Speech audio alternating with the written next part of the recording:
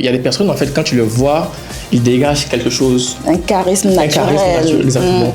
Et ces personnes ont plus de prédispositions. Le reste, on peut apprendre également. Et puis avec le temps, il est devenu aussi, en fait, très confiant. Mais il y a des personnes également qui sont ce petit truc-là. Et généralement, ça fait la différence aussi. Dans le regard vif de la jeunesse engagée brûle la flamme d'un leadership authentique, affranchi des carcans et avide de construire un monde meilleur. Son parcours à lui est une mosaïque d'engagement, une trajectoire marquée par un leadership précoce et une volonté de faire la différence. Dans la vie active, Enterprise Sales Developer, il est aussi speaker, un formateur en qui résonne l'écho des voix de plus de 30 000 personnes qu'il a inspirées et accompagnées sur 2 continents, dans plus de 5 pays. Tout ceci, mêlé à son engagement associatif, témoigne de sa soif inextinguible d'impact, lui qui a appris à cultiver l'art de l'influence positive. Anciennement président et à ce jour membre et conférencier à Toastmaster, il maîtrise l'art de la parole comme peu d'autres. Préparez-vous à rencontrer ce jeune Ivoirien qui transforme les mots en action et les ambitions en réalité. C'est inspirant, c'est impressionnant. C'est Made in Côte d'Ivoire, c'est tout simplement légendaire. Bonsoir.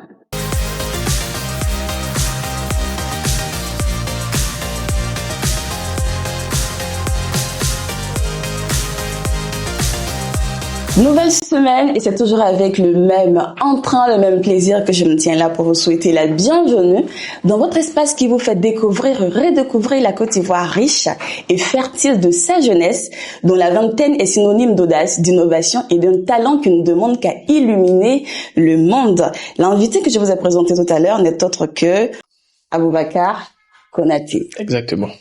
Je suis déjà impressionnée, intimidée même, à la limite, de te recevoir. Bonsoir. Bonsoir, Dao. Comment tu vas? Je vais très bien, alhamdoulilah. Et toi? Ça va, je vais bien. D'autant plus que je te reçois aujourd'hui, dans Légendaire, et que je suis convaincue qu'on va créer de l'impact dans l'esprit, dans la vie des personnes qui nous regardent, qui nous écoutent, qui vont être inspirées parce qu'il va ressortir de cet échange-là. Donc déjà, on y va? Absolument. Let's go. Aujourd'hui, tu bouges un peu partout dans le monde. Tu es conférencier, professionnel, tu es formateur, tu accompagnes des milliers de vies. Comment est-ce que ça commence? Surtout que toute cette aventure commence quelque part ici en Côte d'Ivoire à Azagui. Exactement. D'Azagui aujourd'hui à ta position actuelle, comment est-ce que se passe ce parcours? C'était une longue histoire, on va appeler ça comme cela. J'étais d'abord président du club anglais de l'école Azagui. Oui. Suite à cela, on a participé aussi, je pense, très bien en 2016 ou 2017 à la compétition nationale du club anglais de Côte d'Ivoire. Okay. Et on a pu gagner cela. Donc j'étais en fait président. Donc c'est là en fait qui est né ce côté de public speaking, qui est de parler devant les gens. Donc j'ai appris en fait directement sur l'état à l'école également. Ensuite, juste après ça également, j'ai rejoint Bouaké après l'école, le bac. J'ai fait 1 an à Bouaké, à l'université de Bouaké en anglais. Là encore, j'étais président du American Corner Club. J'étais aussi en fait président du club anglais de l'université à la première année. Et là encore, je parlais beaucoup devant les gens. Donc, je m'exprimais beaucoup devant les gens. De Bouaké également, j'ai pu avoir l'opportunité de partir en Allemagne. Et une fois là-bas également, j'ai vu une fois une personne en ligne qui était conférencier noir, qui m'a beaucoup inspiré, et j'ai décidé en fait que j'allais devenir comme lui. Donc j'ai commencé aussi à apprendre comment ça fonctionne, et puis maintenant c'est que ça donne. Plus de 30 000 personnes on va dire, et puis il y a beaucoup de scènes en tout cas. Et tel que tu le dis, c'est vrai que c'est un long parcours, mais à t'entendre en 2-3 phrases c'est fini. Est-ce qu'à la réalité ce parcours a été un long fleuve tranquille? Non, ça a été en fait parsemé d'obstacles, de difficultés. C'était vraiment très très compliqué. Arriver où je suis actuellement, c'était pas du jeu. Quels sont, si tu devais les identifier là maintenant, les 3 plus gros challenges auxquels tu as fait face? Je vais dire, lorsque j'ai commencé déjà à apprendre à devenir conférencier, d'abord où j'étais en Allemagne, il y avait d'abord la distance, la ville où j'habitais, et puis l'endroit où j'apprenais également avec d'autres personnes. C'était environ, je sais pas, environ peut-être 1 heure à 1h30 de distance pour y arriver déjà avec le train, et c'était le plus souvent la nuit. Donc le temps d'y arriver c'était là compliqué. Il y avait aussi en fait mon travail à moi également à côté, puisque je devais aussi suivre en Allemagne. C'est-à-dire je travaillais aussi en tant que je travaillais à l'hôtel déjà à ce moment-là. Donc je devais aussi en fait essayer de combiner les deux et puis apprendre ça également. Donc ce challenge c'était assez compliqué. Il y avait aussi la langue qui était là, parce que je suis francophone de base. Bien sûr que j'ai appris l'anglais également, mais il y avait aussi le fait de pouvoir apprendre plus l'anglais pour avoir un niveau où je peux aussi m'exprimer de façon plus claire et transparente devant les gens. Donc là, c'était aussi un challenge aussi, on va dire. Donc il y a eu plusieurs comme cela. Et quand tu arrives, c'est tout de suite cette image-là de ce jeune qui vient de la Côte d'Ivoire et qui vient pour prendre sa part, prendre sa place, qui vient de tout arracher et s'imposer. Comment est-ce que ça se passe concrètement? Est-ce que tu arrives tout de suite à t'intégrer et à t'imposer comme président de Toastmasters, par exemple? Non, ça m'a pris environ, je vais dire, 3 ans environ avant d'être le président de Toastmasters.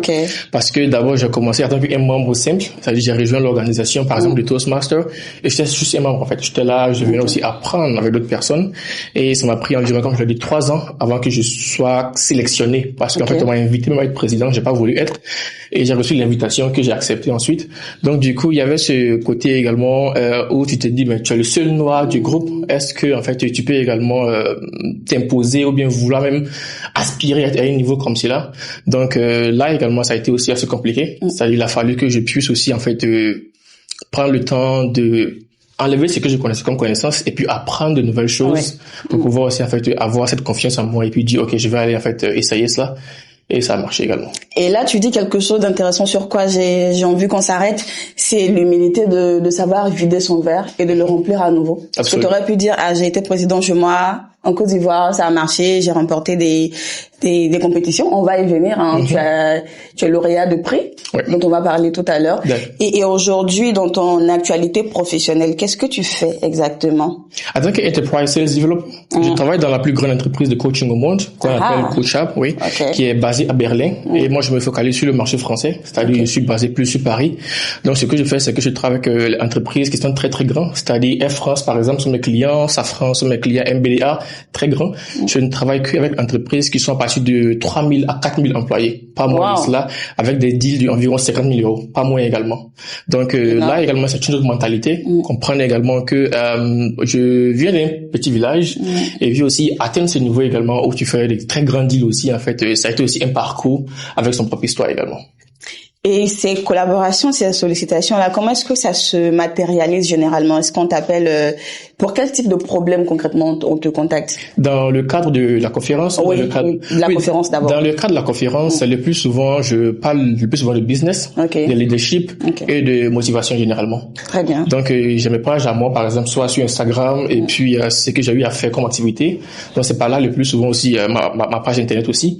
On me contacte directement, on me dit nous avons une activité qui arrive. Et on a besoin d'un speaker. On a vu que tu as fait ça là, et on aimerait que tu puisses intervenir sur ces sujets-là. Donc, généralement, c'est comme cela. Et puis ensuite, on parle du prix et puis on voit comment est-ce qu'on peut aller gérer ça. Et est-ce que tu fais des coachings privés de personne à personne? Oui, j'ai fait du coaching privé. Généralement, ça me prend beaucoup de temps également. Donc, ce que j'essaie de voir, c'est que j'essaie de limiter le coaching. Généralement, je fais que 3 à 4 coachings par mois, pas plus, parce que généralement, ça va également sur environ 6 mois. Mais j'ai fait maintenant très peu de coaching privé. Et est-ce que tu pourrais peut-être nous relater l'histoire d'un coaché, secret professionnel, on n'y touche pas, mais l'histoire d'un coaché sur qui tu as tout de suite perçu l'impact de tes mots, l'impact de ton accompagnement? Je pense qu'il y en a plusieurs. Je me souviens la dernière fois, on a fait une conférence au palais de la ville où je vivais, Karlsruhe. Et là, il y avait une dame qui m'a vu ce jour-là sur scène et qui m'a après envoyé un message sur LinkedIn. Elle m'a dit, j'ai vu ce que tu fais, ça me plaît beaucoup, j'aimerais devenir comme toi. Oula. Oui, et elle m'a invité à aller prendre un café. Donc c'est là également on a échangé. Avec le temps, j'ai aussi appris à la connaître également en tant que personne.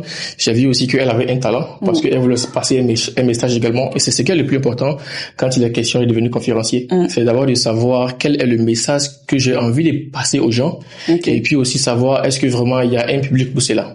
Donc généralement aussi j'ai pris le temps de l'écouter et j'ai vu également qu'il y avait un message pour ça et aussi un public également pour cela. Donc on a travaillé ensemble environ 3 à 4 mois. On est encore ensemble actuellement et elle avance très vite, elle apprend très vite. Je l'offre également souvent la possibilité d'aller sur scène pour aller également partager le message parce qu'une chose est d'apprendre dans les livres et c'est aussi une autre chose d'aller sur scène aussi, aller mettre en exergue ce qu'on a appris. Donc ça avance très bien aussi avec elle par exemple. Et dans son cas, félicitations félicitations déjà pour cette personne-là que tu aides à faire le même travail que toi. Est-ce que tout le monde a des prédispositions pour être conférencier international? Est-ce qu'il suffit d'avoir un message à faire passer, comme tu le dis là, pour être apte à dompter des foules? Non. Non. Je vais dire non parce que je pense que ça prend en compte beaucoup de choses. Ok. Ça prend en compte également non seulement le fait d'avoir un bon message à passer, mais aussi surtout l'apprentissage aussi du fait de parler en public. Le fait de savoir également comment est-ce que je dois pouvoir, en anglais on dit craft, pouvoir gérer mes storytelling pour pouvoir les passer. Mais je pense également aussi qu'il y a le physique qui fait aussi en fait qui intervient le plus souvent. C'est pas trop dit le plus souvent. Ça, j'ai envie de savoir. Ah oui. C'est la raison pour laquelle je vais beaucoup en salle de sport. Parce que généralement, quand tu es devant une personne également, avant de parler, c'est le physique qui attire les gens. Et là, c'est très important. C'est des choses, en fait, le plus souvent qu'on n'en parle pas, mais c'est très, très important. Le physique est très, très important. Et il y a le physique qui intervient. Il y a aussi, en fait, la voix qui intervient. Il y a aussi, en fait, il y a des personnes, en fait, quand tu le vois, ils dégagent quelque chose. Un charisme naturel. Exactement. Et ces personnes ont plus de prédispositions. Le reste, on peut apprendre également. Et puis, avec le temps, est devenu aussi, en fait, très confiant. Mais il y a des personnes également qui sont ce petit truc-là. Et généralement, ça fait la différence aussi. Très bien. Est-ce que tu voudrais là maintenant nous partager ton expérience au niveau de TEDx? Parce qu'on sait que tu as été conférencier pour TEDx. Absolument. Et qu'après, sauf erreur de ma part, tu as été même sollicité pour aider à organiser d'autres conférences TEDx. Absolument. C'est prestigieux quand même TEDx. On a envie de savoir comment est-ce que tu arrives jusque-là. C'est aussi une très bonne question. Avec TEDx, je pense que ça a commencé quand j'étais encore à l'université déjà. Oui, j'étais à l'université, j'étais conférencier depuis l'université. Je partais beaucoup sur scène et je me souviens qu'il y avait une personne également de l'université qui m'a dit une fois que son rêve à elle serait de devenir un jour conférencier TEDx. Wow. Et moi, le fait de pouvoir parler également le plus souvent sur scène, ça fait que j'ai pu avoir des contacts un peu partout. Donc directement, j'ai échangé avec une personne également qui je connaissais et puis j'ai appliqué pour avoir la licence pour organiser le TEDx. Donc j'ai commencé comme cela, j'ai envoyé un message au gars de TEDx et puis j'ai fini par avoir la licence. Donc on a organisé le TEDx dans la ville où j'étais à l'université. C'était en fait un rêve parce que c'était assez incroyable. Également pour l'université. Donc là on a organisé la première fois. J'étais aussi en fait président qui dirigeait les jeunes également que j'avais avec moi à l'équipe.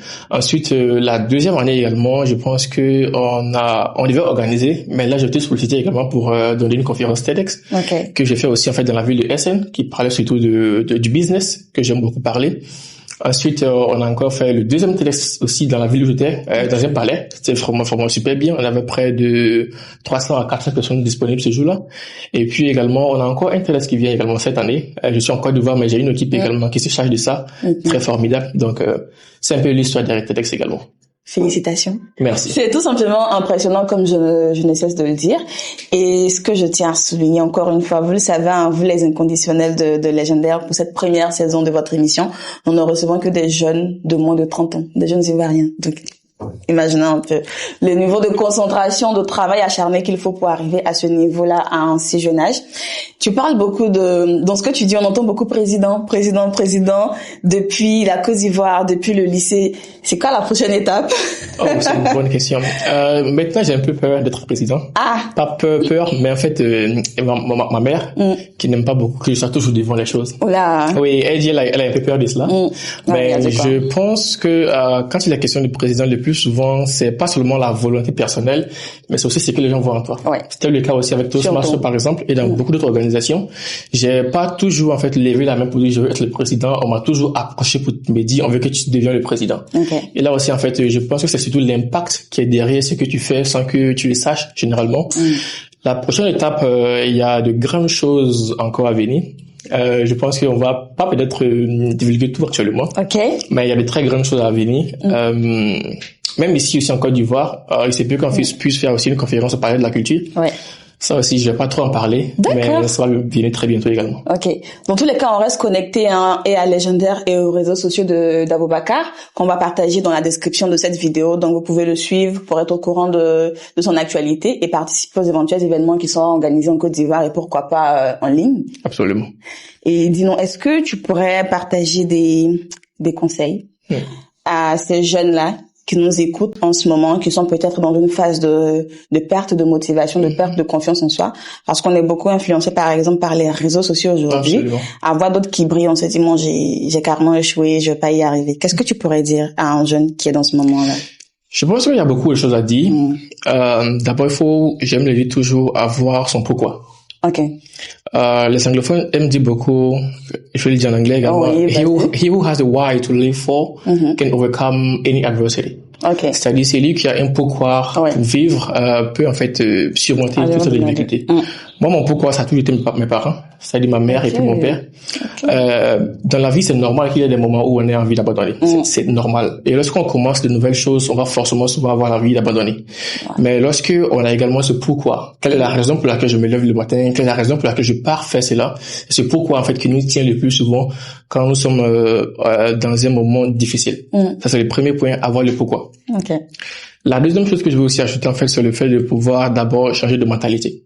Okay. Moi, ça m'a pris en fait beaucoup de temps pour pouvoir comprendre cela, comprendre que ce que j'avais comme mentalité, ça pouvait m'amener dans un endroit donné. Mais pour atteindre un niveau encore plus supérieur, je devais faire changer de mentalité. C'est-à-dire, aujourd'hui, comme je le dis, j'ai fait souvent des deals de 50 000 à 100 000 euros. Pour moi, c'est juste des chiffres, en fait. Mais pour un jeune garçon qui a grandi à Zaguier, qui était à Dabour également, souvent, j'avais pas de quoi à manger aussi à Dabour. Je me suis aussi à Bouaké également. Je vendais aussi, en fait, en amphi également. Le plus souvent, c'est pour pouvoir avoir de l'argent pour manger. Atteindre un niveau où je suis actuellement, il a forcément fallu que je change de mentalité. Et c'est ce qu'il faut également. Il faut qu'on puisse croire en nous. C'est dire que non, s'il y a des personnes qui ont pu le faire également, moi aussi je peux le faire. Le plus important, c'est aussi d'avoir surtout son objectif à soi. Okay. Avoir son propre but à soi. C'est la raison pour laquelle généralement quand je vois les gens et puis ils regardent les gens en ligne, ils se disent que je suis en retard. On n'est pas en retard. Okay. Chacun a son timeline, comme on le dit en anglais également. Tu dois avoir ton timeline, ton plan également à toi. Très important. Ensuite, pour terminer aussi sur ce point, c'est qui est très très important surtout, c'est le fait de savoir avec qui marcher. Mon père m'a toujours donné des conseils. J'ai perdu mon père l'année passée, malheureusement. Oui, il m'a toujours dit en fait une phrase. Chaque fois qu'on a échangé, il m'a répété la phrase, faut toujours savoir avec qui tu marches. Je n'ai jamais passé de temps avec lui sans qu'il me dise cette phrase-là. Fais attention avec qui tu marches. Il avait vraiment raison aussi à ce sujet-là, parce qu'il a fallu également à un moment donné de ma vie que je prenne le temps de pouvoir me dissocier de certaines personnes, pouvoir atteindre mes résultats. Et c'est la raison pour laquelle on dit aussi le plus souvent en anglais, we become the sum of the 5 persons we spend our time with. On devient la somme des 5 personnes avec lesquelles on passe le temps. Et j'ai tellement d'histoires où ce sont les personnes qui étaient autour de moi qui m'ont influencé à atteindre la grandeur, que en fait ça me fait comprendre également qu'on ne peut pas atteindre la grandeur si on ne passe pas le temps avec des personnes aussi qui ont envie d'atteindre la grandeur. C'est impossible. C'est quasi impossible. Donc forcément aussi savoir avec qui marcher. Si on marche avec des personnes qui ont envie d'atteindre des millions, si c'est argent on veut, on va l'atteindre également. Mais ça, c'est vraiment vraiment capital. Donc voici quelques points également en termes de points. Il y en a 3 qui ont été cités, j'espère que vous avez bien noté. Vous connaissez le principe de cette émission, c'est de se munir de son stylo et de son bloc-notes à chaque fois qu'on suit Légendaire, parce qu'il y a énormément de leçons à apprendre et à noter. Merci à toi de ce partage généreux que tu fais sur la base de ce que tu as appris de ton parcours et de ce que tu as observé aussi des personnes qui sont tes mentors. Merci beaucoup à toi d'être là et de partager cette expérience-là. Dis-nous, quelle est la plus grande qualité que tu possèdes qui a joué pour beaucoup dans ton évolution? Ça, c'est une question qui fait réfléchir. La plus grande qualité, je vais dire, c'est peut-être maintenant... Ça, c'est une colle. Hein. Oui, c'en est une. Peut-être c'est le fait de pouvoir comprendre les gens. Comprendre les gens. Oui, je vais dire ça en fait, pas peut-être, soit voilà dire l'empathie peut-être. Mais surtout, en tant que leader, c'est une chose que j'ai dû apprendre à faire également, à savoir comprendre les gens et puis marcher en fonction d'eux. Généralement, en leadership, on parle de le Dix de Marston, qui qualifie en fait les gens et puis les personnalités. On dit généralement, nous avons les gens qui sont rouges, qui sont jaunes, qui sont bleus, qui sont verts. Et c'est une chose qui m'a beaucoup aidé. Ça me fait comprendre également, quand je parle avec Dao également, je prends le temps de savoir quel type de personne Dao est pour pouvoir m'adapter à Dao. Quand je parle avec Fatou par exemple, je prends le temps de savoir quel type de personne Fatou est et je m'adapte à Fatou également. Donc lorsqu'on lit par exemple le livre que j'adore également, que je partage aussi, le livre de Nicolas Bouffman. On appelle ça 2 minutes pour convaincre. C'est un livre sur la communication, très bon livre. Il parle également de ce qu'on appelle surtout le caméléon. savoir également s'adapter aux personnes comme un caméléon. Ah oui. Je pense qu'en fait que c'est une de mes qualités qui sont là, le fait de pouvoir m'adapter aux gens.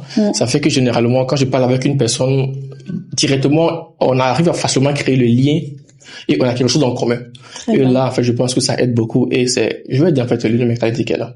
Ok, c'est très bien. J'espère que même les personnes qui ne l'ont pas de manière naturelle apprendront à la développer. Absolument. Je pense que c'est important pour être un leader charismatique, comme d'autres y aspirent. Tu sais, c'est toujours bien de recevoir des jeunes inspirants au parcours riche, dont légendaire, mais on a un souci, le temps. On n'a que 26 minutes pour éplucher tout ce parcours-là et ça passe tellement vite, c'est tellement bien enrichissant de vous écouter, de te recevoir aujourd'hui, de t'écouter. Par contre, le temps ne nous appartient pas, il est en train de courir, on est obligé de courir avec lui. Donc on va y aller pour les questions du clap de fin. D'accord. Quelle est ta définition à toi du succès? C'est une très bonne question également. Je pense que le succès, c'est surtout le fait d'avoir notre but à nous-mêmes et de pouvoir l'atteindre. Très bien. Je ne crois pas, en fait, que le succès, c'est le fait d'avoir beaucoup d'argent, beaucoup de voitures, beaucoup de maisons, beaucoup de femmes, beaucoup de maris. Mais c'est seulement d'avoir un objectif qu'on s'est fixé à soi et pouvoir l'atteindre également. Très bien. Si tu arrives à faire cela, c'est ça le succès. Et ton parcours aussi, il est jalonné de reconnaissance. Tu as été président Toastmaster avec brio, tu as eu une reconnaissance par exemple. Est-ce que tu penses que ces prix qu'on te décerne là font partie aussi du chemin, de ce qui construit ton succès? Oui, je vais le dire. En fait, au début, je ne pensais pas comme cela. Okay. Au début, j'étais toujours en fait à la recherche du point prochain, c'est-à-dire qu'est-ce qu'il fait maintenant, après maintenant. Mais il m'arrivait un moment donné où j'ai dû prendre le temps et puis faire un peu de recul et comprendre que chaque étape où je vais également atteindre un succès. Donc, il est important pour moi de prendre le temps aussi en fait d'apprécier ce que j'ai pu avoir avant de pouvoir continuer. Exactement. Donc, absolument. Célébrez-vous. Absolument. Célébrez tous vos petits succès. Yeah. Et pour terminer, cette fois, est-ce que tu pourrais, tu as partagé tout à l'heure en livre 2 minutes pour convaincre, qu'on va chercher tout de suite. Et est-ce que tu pourrais nous partager une leçon que tu as apprise dernièrement et qui t'aide à progresser toi-même? Absolument. Je pense que il y en a plusieurs, il y a encore une fois de plus. Hein. Je m'en doute. Oui, mais je pense que la prière. La prière. Oui. Okay. Je ne pense, il y a des années de cela, je n'allais pas pouvoir le dire comme cela. Mais je pense qu'on va apprendre à prier. C'est-à-dire, on peut vouloir, ou en tant que personne, je suis une personne qui planifie beaucoup. Je vais toujours à la recherche de ce que je cherche le plus souvent. Mais j'ai fini par comprendre également que c'est Dieu seul qui peut me lever le matin pour aller me dire, faut aller en fait atteindre cet objectif-là. Donc la prière est très importante. C'est-à-dire, et lorsqu'on prie également, on doit aussi pouvoir faire attention. Je dis toujours qu'il est important de prier pour soi, mais aussi pour sa famille, ses amis. Ça ne sert à rien d'être la personne qui est la plus riche dans la famille, bien qui a le plus de succès, mais également surtout aussi accompagner surtout la prière et l'action. Quand la prière et l'action se rencontrent, le succès est inévitable. Très bien. Merci beaucoup pour cette énième leçon donnée en ce petit temps d'échange. Ça a été un énorme plaisir pour nous de te recevoir et de t'écouter. Je pense que le plaisir aussi est partagé pour les personnes qui nous regardent depuis chez elles. Infiniment merci à toi. On a bientôt terminé Légendaire pour cette semaine. Pour rappel, nous recevons Konaté Aboubakar, jeune Ivoirien qui évolue aujourd'hui en Allemagne et qui est conférencier international qui travaille sur l'entreprise. Est-ce que pour terminer, tu pourrais aborder un pan de ta vie professionnelle qu'on n'aurait pas évoqué ici? Je pense qu'on a parlé de presque beaucoup de choses. D'accord. Il y a des choses également que je fais également à côté. Je suis aussi cofondateur de 2 entreprises. Il y a un qui est basé en Côte d'Ivoire et puis il y a l'autre qui est également aussi en Allemagne. Très bien. Donc il y a les deux. On n'a pas en fait parlé de cela, mais c'est aussi d'autres histoires également. Et puis pour terminer, surtout la lecture elle est importante. La lecture. Oui. Il faudra qu'on puisse lire. Je dis généralement le truc c'est que la consommation n'est pas seulement ce qu'on met dans le ventre. C'est aussi ce qu'on met dans l'esprit, tu vois. Et là, c'est super important. Je pense que ça m'a tellement aidé dans mon parcours, le fait de pouvoir parler de façon plus claire avec les idées qu'il faut. Et ça vient seulement que de la lecture. D'accord. Là, je vais pas te couper, je te recommande. Enfin, c'est tellement important que j'aimerais que ce soit les paroles de fin de cette émission. Donc, tu vas regarder ta caméra et demander aux jeunes de lire. Absolument. Vas-y. Oui, d'accord. Merci, Dara. Oui, juste, en fait, comme je le disais également pour terminer, ce qui est surtout important, c'est la lecture. Okay. Je pense qu'on peut apprendre tout ce qu'on veut apprendre dans les livres. Okay. Il faut surtout aussi avoir que l'apprentissage passe par plusieurs phases. Okay. Donc, important, surtout, lisez beaucoup. Et quand on parle de lecture, on parle en fait de très bons livres. On ne lit pas pour l'amour de la lecture, on lit pour apprendre surtout.